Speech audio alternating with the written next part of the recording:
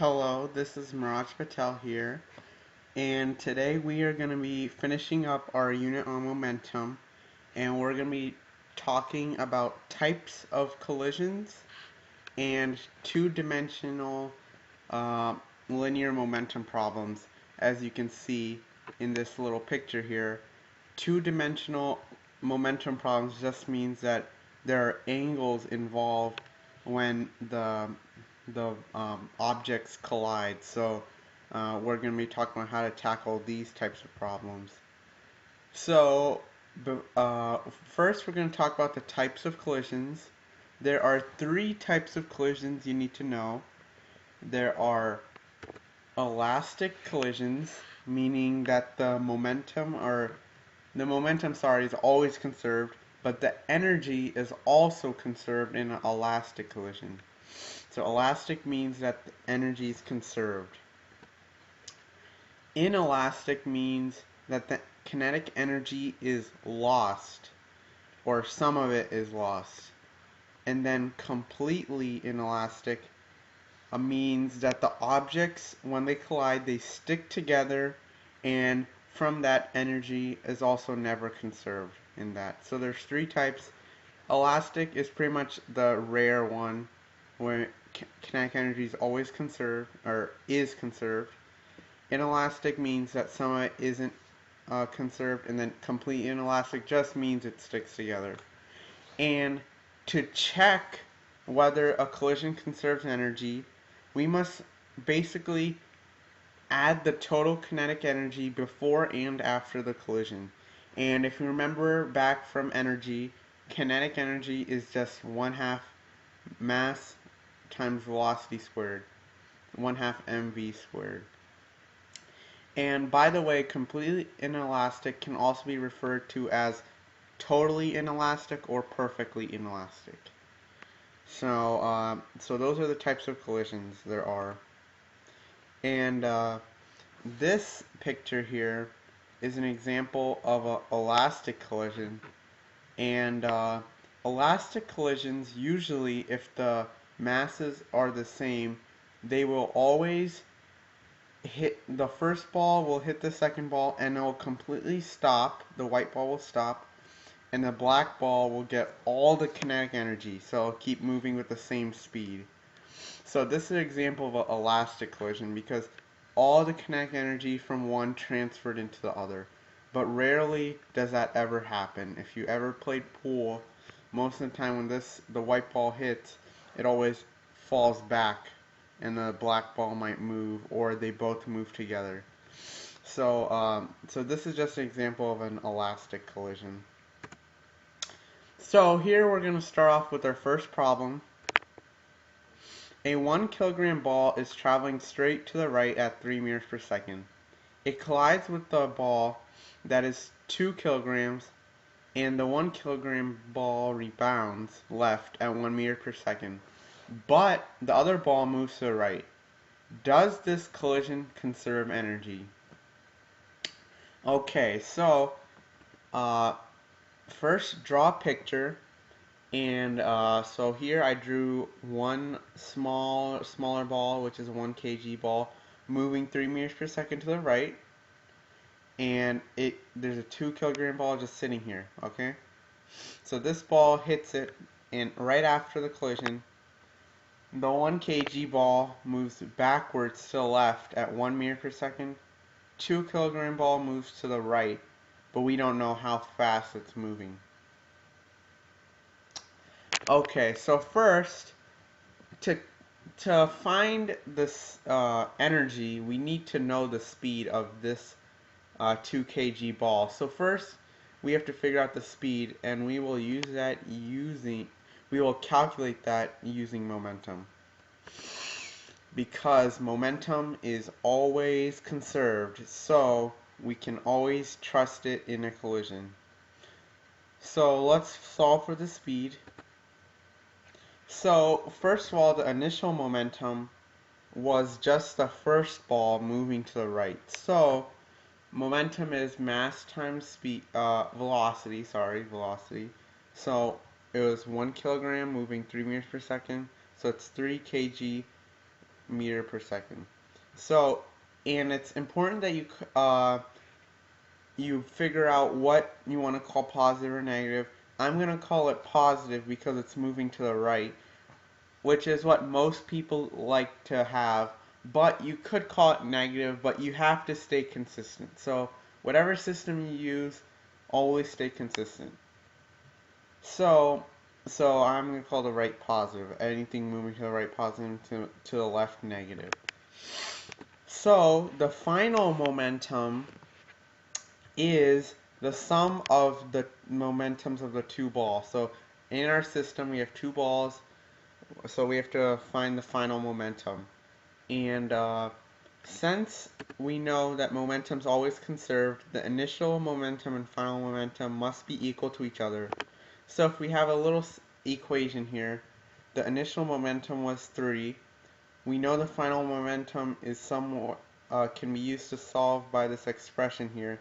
So if we put that in our equation, move 1 to the other side, so 4 equals 2x, divided each side by 2, x equals 2 meters per second. So we know that the ball was moving 2 meters per second. And it's important that if you stay consistent with your signs and called right positive, left negative, or the vice versa, you will get the answer negative or positive depending on your system. Since I called right positive, the answer is positive, which makes sense because the ball must be moving to the right because it got hit by a ball and the other ball started moving to the left. So there has to be something moving to the right to make the total momentum of the system to the right. So it makes sense that the big ball is moving to the right because the total momentum has to be 3 kilogram meters per second to the right. So it's important that you stay consistent with your sign, and the sign will exactly tell you which way the ball is moving depending on what you called the first ball. So if you called it positive, your answer should be positive. If you called it negative, your answer should be negative. So it's always important to keep your signs in check. So, so now that we solved for velocity, we are not done yet, but we're almost there. So now we have to use energy to figure out if it was elastic or not. So, all the energy in this example is kinetic energy. We don't have any springs, and there's no really change in height. So, all the energy is kinetic. So, initially, the energy is just in the 1 kg ball, or 1/2 mass, which was 1 kg. Velocity is 3 meters per second. So, if we do that 1/2 mv squared, we will get 4.5 joules. So now let's go to the end of the situation. This time both balls are moving, so we have to add 2 kinetic energies. 1/2 mass of the first ball, which was 1, and it was only moving 1 meters per second. And the second ball was 1/2 mv squared, so 1/2 times 2, because 2 kgs, moving at 2 meters per second. So, if you realize that in energy, direction does not matter because energy is not a vector quantity. So even though we know the ball was moving to the left, it has no meaning in energy because in energy, we do not care about the direction of the ball. So if you haven't figured that out, remember, energy does not care about direction. It's not a vector quantity. It's a scalar quantity. Energy is scalar. It only has magnitude. So notice that we did not care about the -1 here. And even if you did leave it here, it would get squared and it would all become positive. So in energy, there is no direction. So don't worry about any negatives or positives or what sign they are. So if you do this calculation here, you just do it in your head quickly. 1 times 1 squared is 1, 1 times half is 1/2. And then if you do this part, 2 squared is 4, 4 times 2 is 8, half of 8 is 4. So it turns out exactly at the end, there's the same amount of energy at the beginning. So what type of collision is this then, if energy at the beginning and end is the same? Uh, the collision must be perfectly elastic because the energy at the end and beginning was the same, so it conserved energy. This elastic collisions are very rare in problems. Most of the time, energy is always, slightly lost to heat or friction, when they collide. But this collision, sorry, happens to be elastic. And so, elastic just like this bouncy ball here. So, solving two-dimensional problems, or where there's angles involved. So, don't panic, guys. It's just we have to use vectors as we used before. So, if you remember, vectors we used in kinematics for two-dimensional problems, where we, shoot a ball into the air, projectile motion. So basically, we can solve by breaking into components, as always. And we always treat components in x and y.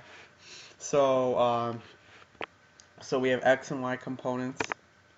And then if we need to, we can always bring them together to answer a question. But usually, we will always use, you know, um, just the systems of equations. But if you can, you can if you want to with vectors. Vectors are very versatile. So here is our problem. A 1 kilogram ball is rolling straight to the right at 2 meters per second. It strikes a stationary 3 kilogram ball, and they both bounce off to the side 30 degrees and 45 degrees from the horizontal, respectively. The 1 kilogram ball rolls at y meters per second. How fast does the other ball roll? Okay, so here is our situation. So first, we have a ball rolling to the right here. And it's 1 kilogram, 2 meters per second. And then it hits a 3 kilogram ball. Then they ricochet off each other. So the 1 kg ball moves upwards from 0 degrees, 30 degrees upwards. The other ball moves 45 degrees downwards. So this is the end result, and they're both moving with some speed here. So y and x, I decided to call it. So how fast does the 2 kg ball roll?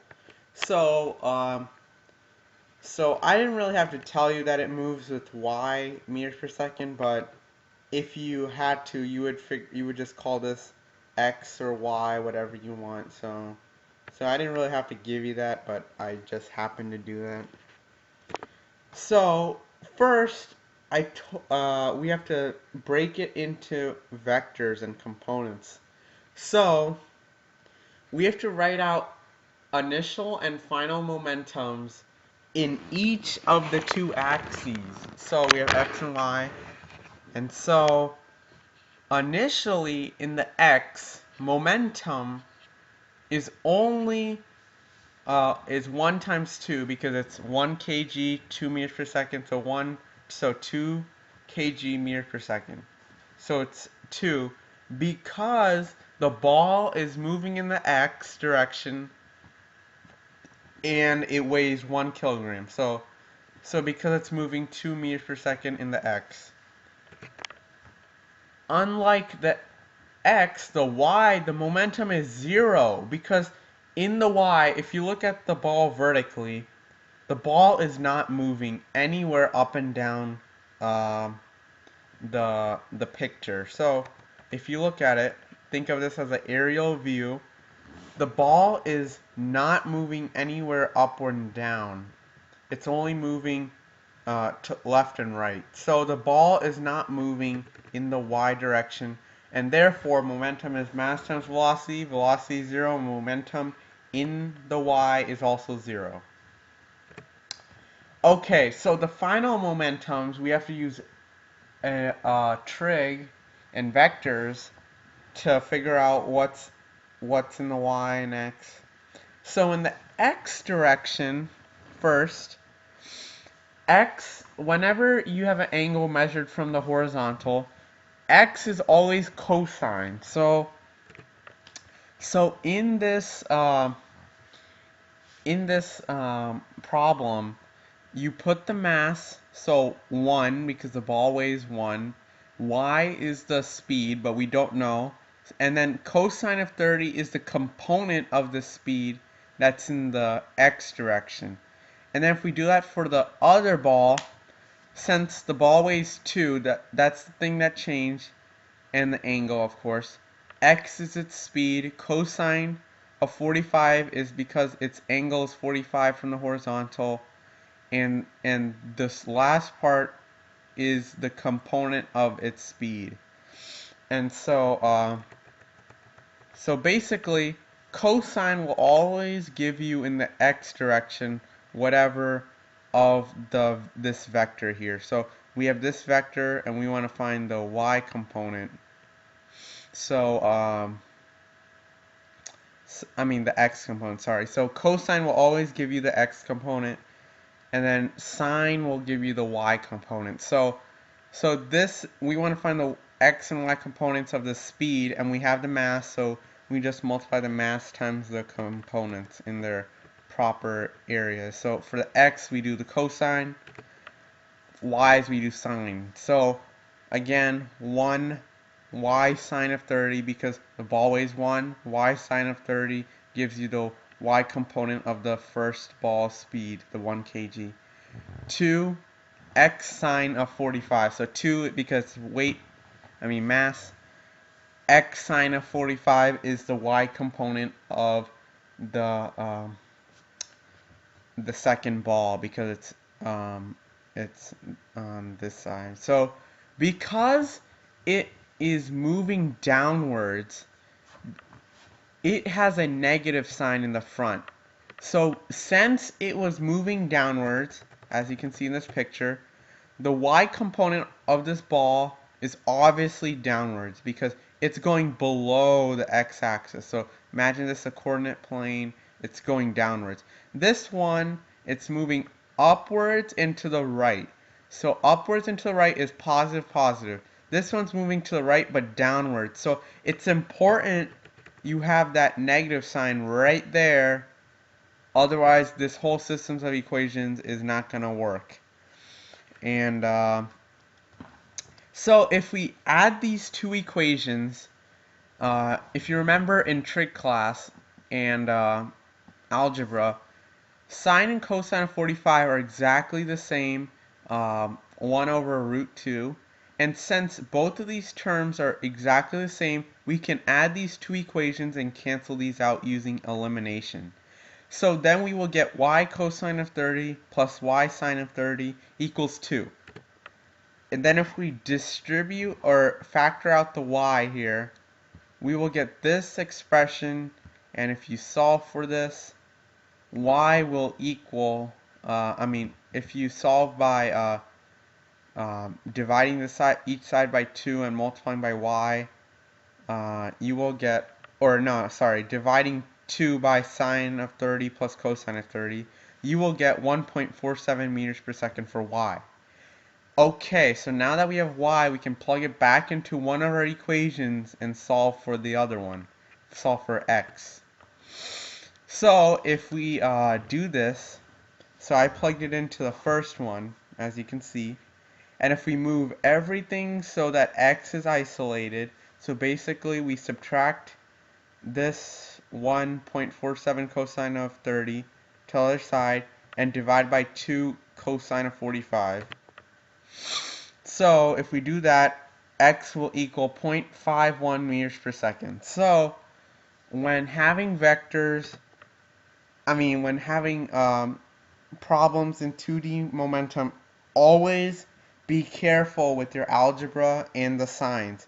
I had to do this problem like maybe 3 or 4 times because I messed up the sign and I didn't really know exactly how to figure it out, and it gets all nasty with the, sines, cosine of angles, and I happen to pick pretty good angles like 30 and 45, but if they're different, all you have to do is just remember to split up your components and be sure the signs are the same and set it equal to the initial momentum. So it's always the same principle, just the angles can change, the masses and the speeds.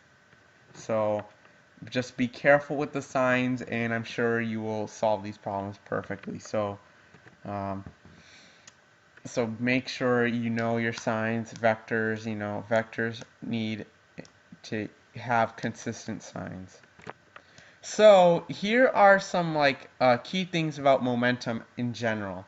Momentum is always conserved in a system of objects like in a collision or explosion because the force is equal and opposite on the two objects for the same amount of time.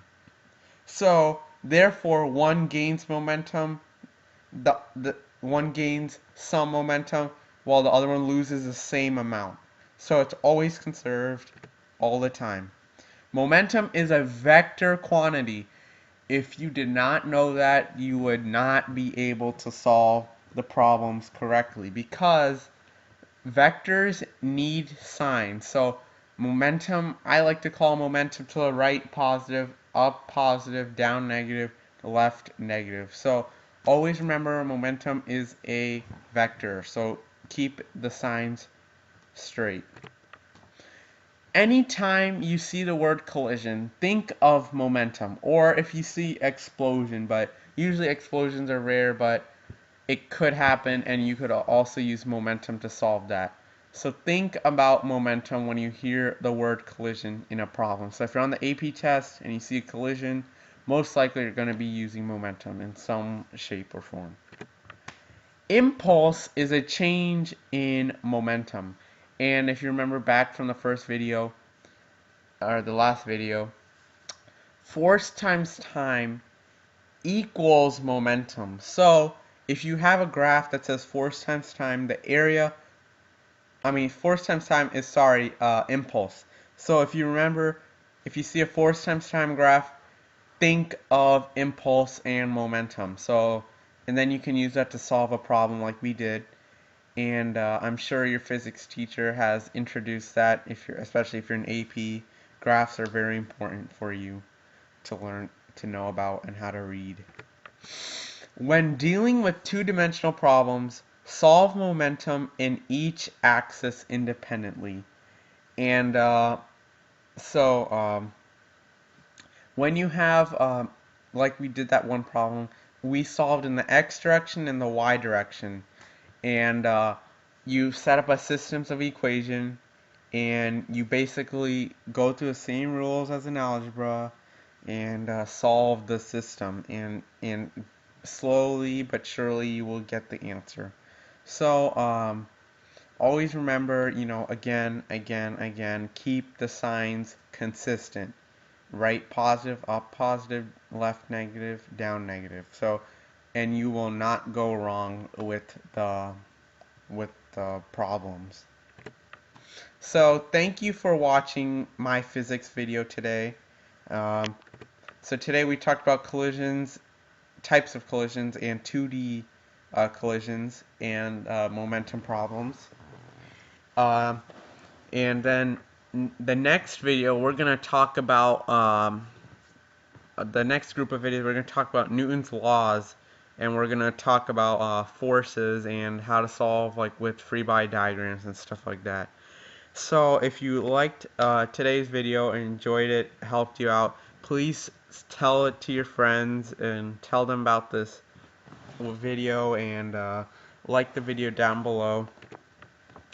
Email me for any questions you have, especially if you have any problems, solving a problem, and at mpatelbuccaneer@gmail.com. It's at my website. That's at my chemistry website, so if you, down below here. And for chemistry tutorials, please visit buccaneerchemistry.weebly.com, and at At that website, you can also find my email if you ever need help.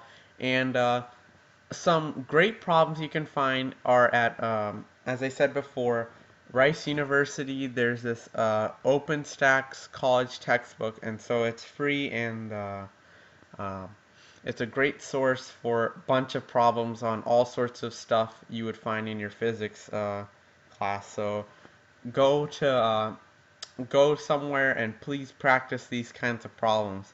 If you keep on practicing these problems, you will get better at momentum, energy, kinematics, whatever you do, just keep on practicing these problems. Do it for yourself and prove that you can do it.